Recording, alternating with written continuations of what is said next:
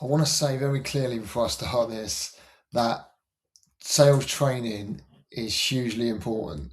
And in my view of the world, upskilling really never stops in sales. But what I keep seeing in teams is just people wanting to jump straight to the training before they've done the unglamorous stuff that actually makes training useful.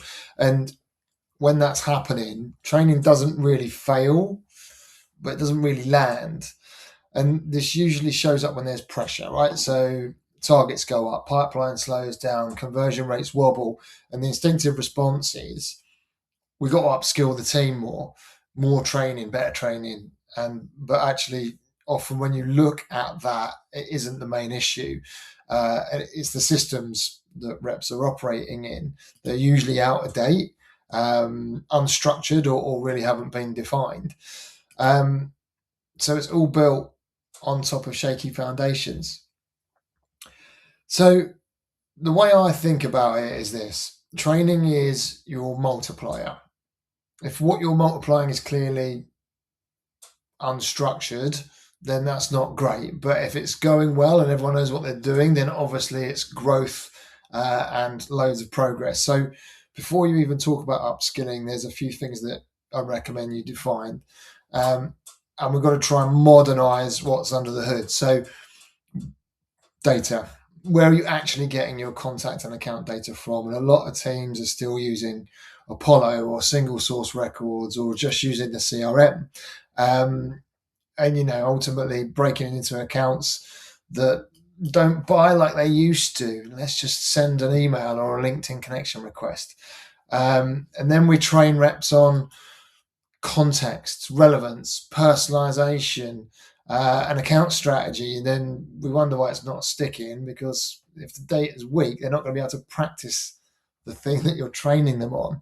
If they're not in the room, they're not having the meeting. So before the skills, do we trust the input? And then you might want to look at channel strategy. So many teams, as I said just then, let's just do email and LinkedIn, and they avoid the calls. But without real clarity on what channel is working and who it's working for, how can we know what works well? So reps might say, when do I message? Or I don't know, what does good even look like? And then the training says, be more multi-channel. So what? But if your strategy isn't explicit to explain what works and what doesn't, then absolutely pointless. Then I'd encourage you to look at your processes, and a lot of processes look tidy on a slide, but it's not really how deals move. So your pipeline stages don't match the buyer behavior.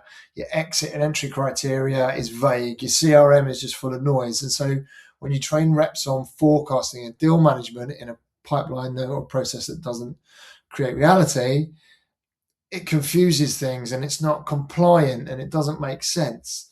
So, only when we've got all of that structured do we want to move towards frameworks. And a lot of teams have them, but they're not current and they're not specific. And they don't need more theory. Reps need more clarity. So really what we want to try and do is create what good looks like this quarter, not 3 years ago. So if those aren't defined, training ends up teaching ideas instead of actually applicable action. So this is why I don't think the question is, do we need sales training? You always need sales training. You can always be better. It's just, what is the training trying to reinforce? So when your data's solid, your outreach channels are intentional, your processes reflect reality, and your playbooks are buttoned down, training will explode performance because it's building capability on top of something stable. So if you're leading a sales team, here are 3 practical things that you can do this week. Sanity check your input. So pick a random account. What would I want to sell into this data myself?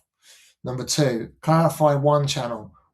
What is it for and when should rep use it? Start with the phone, get the customer feedback, and then pressure test a playbook. Are reps going to use it, and is it worth explaining to them something new, and can you scale it out? So to summarize, I'm not anti-training. I'm a trainer. I just think it works best when It's the final layer on top of a solid foundation.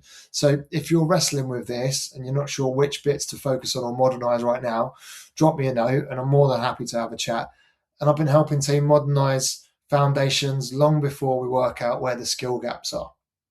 So if this is you, or you're even in a business as a rep looking to better understand how to improve your conversion and speak to more people, drop me a DM. Let's have a chat and I can show you how.